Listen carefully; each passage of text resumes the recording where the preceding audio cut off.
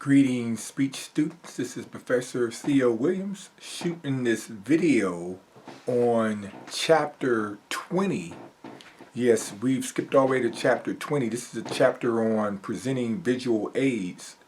This may be helpful for your speech that you're working on currently in regards to your special occasion speech. Now the plan is we're going to meet on Zoom on Thursday at our regularly scheduled time. And when we meet on Zoom at that time, and I'll send you a link and an invitation to that Zoom, we won't meet for the full time, so it won't be for the hour 20 time, but we'll meet maybe for 40 to 45 minutes or so.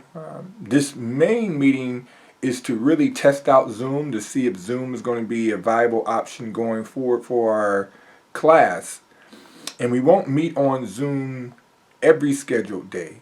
What will more than likely happen is on most Tuesdays, I'll just continue to upload a discussion question and upload a video such as this over a chapter.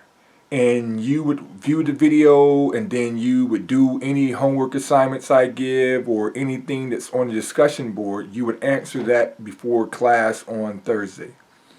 And then on Thursday we would meet on Zoom.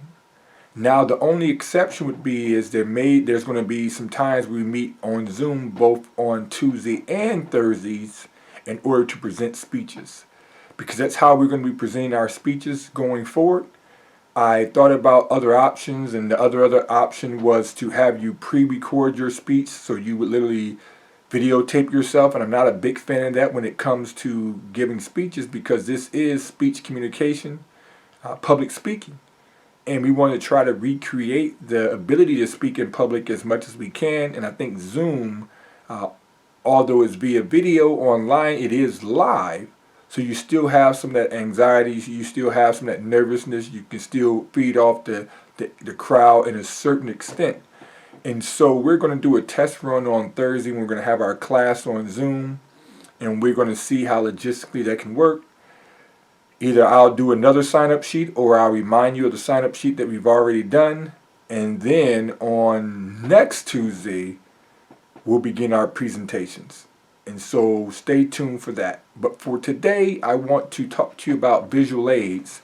And then on Zoom on Thursday, I'm going to continue this chapter, because chapter 21 and chapter 22 are also about visual aids. It's kind of continuation on each other. So this particular chapter you can find on Canvas, chapter 20, the types of presentation aids. So the type of visual aids that you may want to consider having in your presentations. First, we're going to start with the benefits. And it's important that your visual aids actually have benefit. Written into the title, visual aids, meaning the things that you add to your speech that actually are visible so people could see it. And they actually add to your speech. So if you have a visual aid that doesn't add to your speech, then I'd rather you not have that visual aid. I think it's important to have no visual aids as opposed to having some poor visual aids or ineffective visual aids. So if you have a blurry video, take that video out. If your PowerPoint is all over the place, take that out. Don't just fall into the trap of having visual aids if they don't actually visually look good, and if they don't actually aid your speech. So here are 4 benefits. The first benefit is that it speeds comprehension and it adds interest. Speeds comprehension and adds interest. In other words, a good and effective visual aid should make your presentation or your speech more understandable. So think about if you were doing a demonstration speech, or think about if you were doing an informative speech about something that we were unfamiliar with. Or in my case, when I give you these chapters in hopes to prepare you for an opportunity. Well, if I want you to do well in that opportunity, I can't just say, here's the information, here's the information. I have to present it in a way that it is more understandable, that you can comprehend it, because that's going to allow you to apply it, number one, in the real world, and also to do well on the opportunity. And so visual aids help you do that, because we're often visual learners, so I could just speak these words to you, but if you could see them, it helps out. Which is why I have PowerPoint, which is why I rather shoot videos like this versus just doing audio. If we can see it visually, it helps add that understanding, it helps increases that comprehension. And it also adds interest. It makes it more interesting. So when we can visually see the PowerPoint, or if someone was giving a demonstration speech and we could visually see some of the steps, if they're demonstrating how to make a certain dish, and they bring in those ingredients, it's more interesting when we can see them actually mixing the ingredients. And then when we actually have a finished product, maybe they baked cookies and we get to taste the cookies, it makes the speech more enjoyable, more interesting. We're more engaged whenever there's this visual aspect. So the first benefit is it speeds comprehension and it makes it more interesting. Next, an effective visual aid should aid in memory.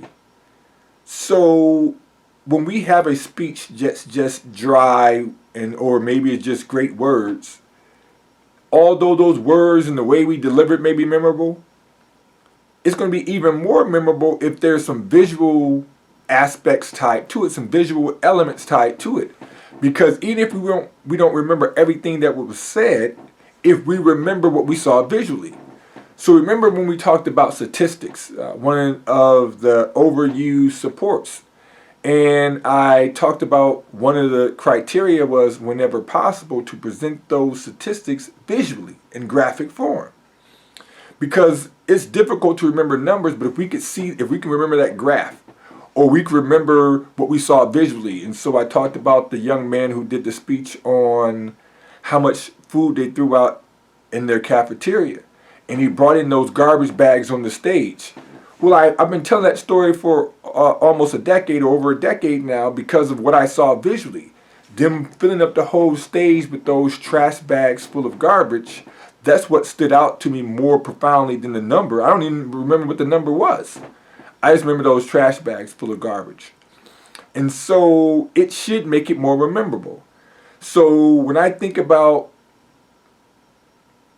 practically speaking, when you do your opportunity, there's going to be a level of recall. You need to recall. You need to be able to remember the answers. So I encouraged myself to teach in a way that's more memorable in terms of visually. What can you remember about? And then when we reteach it to the class on review day, and we have pictures or songs and all those things, those visual aids, us actually doing the skits, that makes it more memorable. It makes it easier to retain the information. So think of creative ways throughout your speech to make it more interesting, but also make it more memorable. Next, it decreases speaking time. If you ever heard the adage that a picture's worth 1,000 words, and that's true, say if you only have 3 to 4 minutes to give a particular speech, and you need to take up a lot of that time describing a particular thing. Say you were doing a speech on your summer vacation, and you traveled to an exotic island, in the Caribbean somewhere. Maybe Jamaica, one of my favorite islands. We used to live there. And you wanted to describe the hotel that you stayed in. You wanted to describe the beach and the water. You could do so vividly with your words, and that would be great. But for time purposes, there's other aspects of your speech you may want to get to, and you can't cover it all. Well, while you're speaking about one aspect, in the background you could be showing a picture of the beach and the water and some of the things you did. And all of a sudden now that picture begins to speak on your behalf. So instead of taking 45 seconds to describe what you did in the beach, that picture does it. And that allows you to take that 45 seconds to talk about something else. Some visual aids are handouts, the things that we could put in someone's hand during the speech that they can look at afterwards. So maybe I have a speech that has all this information, but I don't have enough time to cover all the information right now.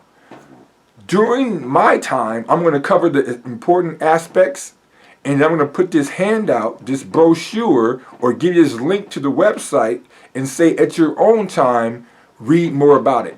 And what that does is it frees me up from having to cover everything in the short period of time that I have. So visual aids should decrease your speaking time. And then finally, the last benefit is an effective visual aid should give you more credibility. Think about yourself as a visual aid. If you're giving a presentation, if you're doing an interview, if you're going for that job, you're trying to impress someone, if you dress up, you visually make yourself more presentable, it gives you a sense of credibility. They say, here's someone who's taking this thing seriously. If you have a speech, or in my case, when I'm presenting my lectures, say if I don't use PowerPoint, say if I just use the whiteboard. And each day I come in and right before I present, I just write the information on the whiteboard. And I write the exact same information that's on these PowerPoints. So it's the same wording, same titles, same list, same criteria, everything's the same. Which one would make me seem more credible? Something happens when we write things in the spirit of the moment where it seems like maybe we're doing it last second. Although it may be by design, it just comes across like we're not as prepared. Whereas the PowerPoint, although I may have just prepared it right before you walked in, you don't know that. The only thing you know is there's this sense of preparedness because he has these PowerPoints. And these PowerPoints have been uploaded on Canvas since the beginning of the semester, so we know he didn't just prepare them the night before. It gives you more credibility. When someone says, hey, what do you do for a living? And do you have a business card? And you happen to have a business card and you have a website and they can look and see these things aesthetically, it gives you more credibility. Now, you could be a con artist. They will never know. You could just be a con artist who has the best business cards, the best website. But normally, a good con artist, you're not going to have that type of paper trail because it's going to incriminate you. So normally what happens is the more stuff visually that you can show to someone, it just gives you more credibility. It shows that you're prepared. It shows there's some legitimacy to what you're doing. If you are an artist, if you are a poet, no matter what you're doing, if you can say, hey, here's my my website. Here's some of my songs you can download online. It gives you a whole level of credibility. So are visual aids required in every speech you give? No. But my philosophy is when in doubt, bring them out. Dress the part. Have a couple visual aids. It just communicates to the audience that you're a little bit more prepared. And it gives you some things to do with your hand. It calms your nerves. It gives some credibility. It builds confidence. It decreases speaking time. There's so many benefits to visual aids. And so when in doubt, bring them out. All right? Moving right along,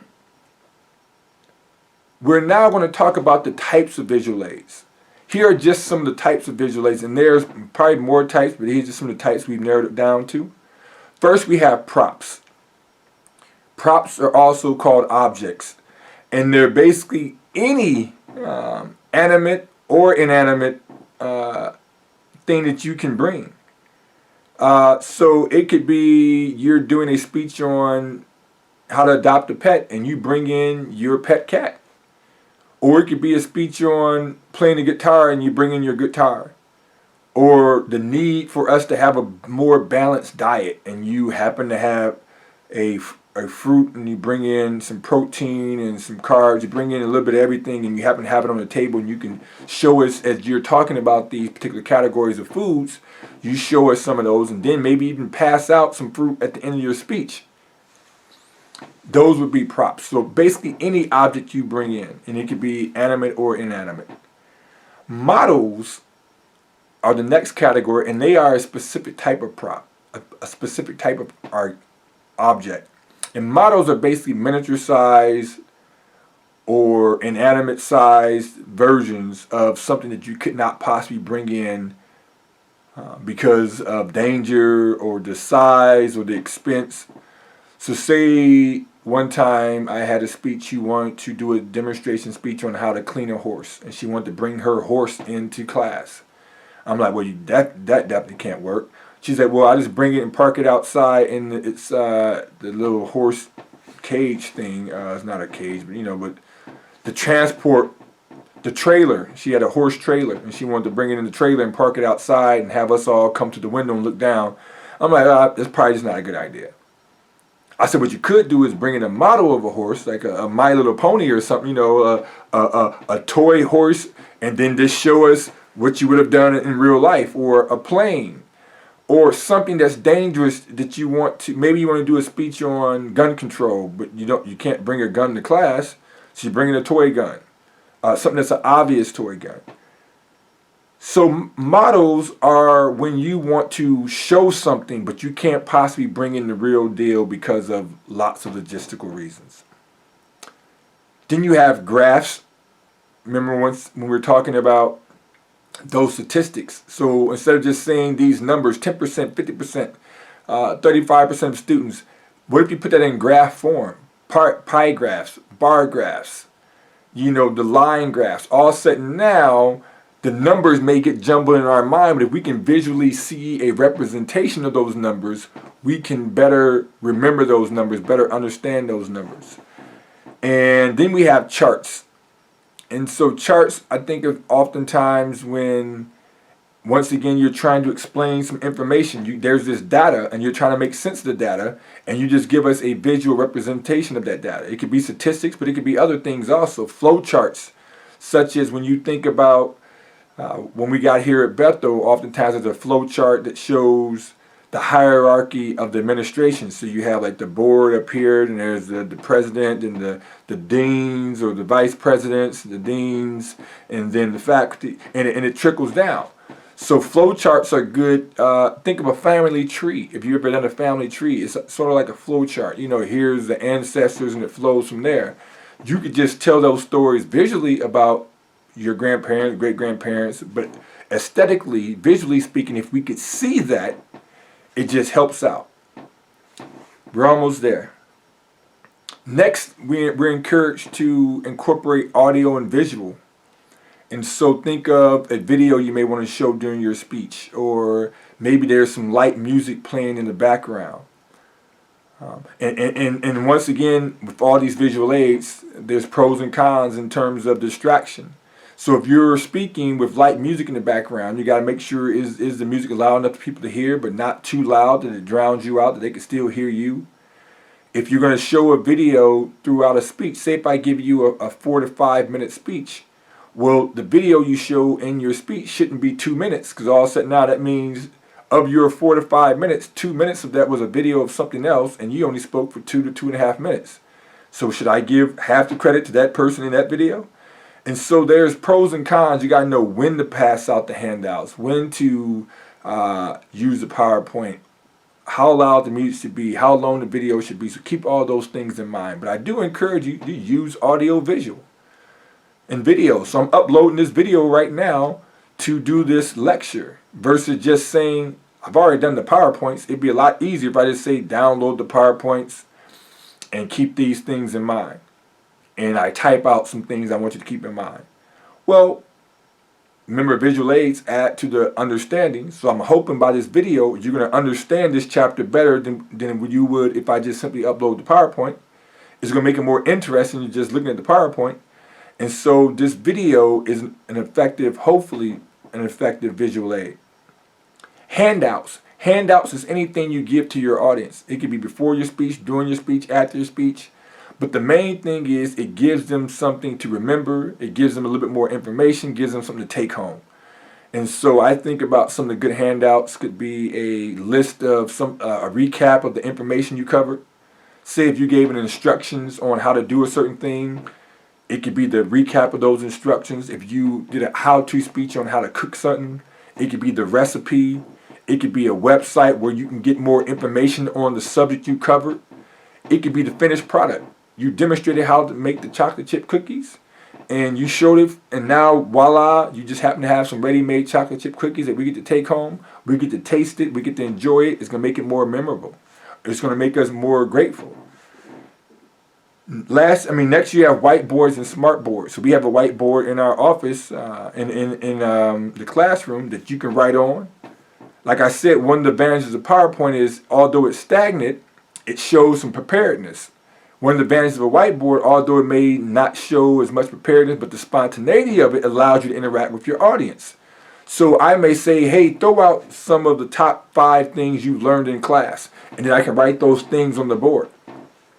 Or when you gave your presentations, when you retaught the chapters to the class, you know, I think maybe in 1 or 2 you may have typed up a PowerPoint really quick, but for the most part, you took advantage of the whiteboard. So it's very convenient in terms of doing something in the moment. Use computer-generated slides. So the most popular is PowerPoint, but you also have others like Prezi, and there's others out there. Once again, it can communicate a level of preparedness that you took the time to put the information. It's very legible, because if you use a whiteboard, you got to make sure you're writing in a straight line. You got great handwriting, which I don't. So that PowerPoint is very legible. You can change the font. You can have different graphics, and so aesthetically it gives the information, but it makes it also more interesting and better to comprehend. And lastly, and this is the one that we often don't think about as a visual aid, and that's you. And perhaps you are your number one visual aid, how you carry yourself. Making sure for your interviews you dress a certain way. There was a time where I got a job, an internship that was very competitive, and the person who hired me came down and said it really boiled down to the fact that I took out the earrings that I had. I had earrings back then, and I wore a suit to the interview. And so my presentation of myself visually put me over the top. So make sure you dress the part. Make sure you have well-prepared visual aids. You have those handouts. So think outside the box in the ways in which you can have visual aids that's going to add to your speech. So here's your homework assignment. And this is going to be something you're going to present on Thursday when we meet for Zoom. I want you to go look around your house, look around your room, where we're at, and just find an object, something that you can use as a visual aid. My wife, she has her own business. She has a non-for-profit side and a for-profit side where she uses music and movement to do various forms of training. She does stuff on diversity. She does stuff on team building. She does stuff on resilience. A lot of organizational stuff as well as stuff for individuals. Confidence building and self-esteem building. And she uses instruments, and she probably has collected over 1,000 instruments easy, I bet, in our basement, you know, from drums and some hand instruments such as this. I'm not even sure what you would call this. It's sort of like a form of a tambourine, because you have these baby cymbals and things of that nature. And guess what? It's not important what it's actually called, because when you find your visual aid, you're going to write and present on Thursday a 45 seconds to a minute long video. Not a video, but just a speech. You're going to present it via Zoom. So just write it out. You're going to present it via Zoom on your visual aid. But your visual aid can't be what it really is. It has to be something new. For example, this is an instrument, but I'm not going to present this on Thursday as an instrument. I'm going to imagine that this is a brand new product that hasn't been seen before, and I'm going to give an infomercial on this product. So what you need to do is come up with the product name. What is the name of your product? And then what are 3 uses for your product? And then how can we get the product? So this won't be a tambourine or a musical instrument. It's going to be something else that I create. And I'm going to introduce this to you and say, hey, I want you to know about this particular new product, and here's the name of it, and here's what it can do. And so come up with a company name. Start with that first. Company name, product name, and then 3 uses of your product and where we can get the product. And it's going to be a brief speech, 45 seconds to a minute. And that's how a lot of infomercials are. They talk fast. They're like, hey, I want to introduce you to the new Vacuum 2000. And they tell you all the stuff about the product. And this is made to you by this particular company. And so I'll put those instructions in writing also. So we're going to log on at the scheduled time for our class on Zoom. I'll send you an invitation. And we're going to first start by checking in. Maybe we'll talk briefly about visual aids a little bit more. And then we're going to give our presentation. And then we're going to call it a wrap. So once again, this has been Professor Theo with this video on Chapter 20, Visual Aids. I hope you're all doing well in this transition. I want to encourage you all to continue to stay engaged in all your classes. We are being flexible, we are extending grace, but we also want to make sure that we all are doing the best that we can do under these circumstances. So as professors, that means that we're probably doing more work up front than we had been doing with these videos and being creative. And we just ask that you would, in turn, continue to stay engaged, continue to chime in, continue to report in, continue to hand in your assignments, and then we're going to all get through this, and then before we blink, the semester will be over. So, enjoy, be blessed. Take care.